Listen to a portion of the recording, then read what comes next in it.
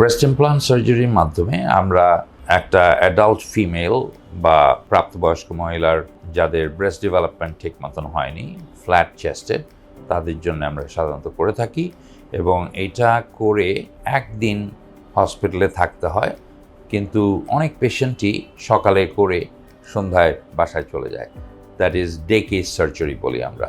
যদিও জেনারেল অ্যানেস্থেসিয়ার মাধ্যমে এই সার্জারিটা করতে হয়, কিন্তু একদিনেই চলে যাওয়া যায় এবং ভালো দিক হচ্ছে এই অপারেশনের পর পেশেন্টের ব্রেস্ট ফিডিংয়ে কোনো সমস্যা হয় না, normal husband wife relationship maintain করা যায় এবং দেখে বুঝার কোনো উপায় থাকে না যে এত ন্যাচারাল লুকিং লাগে।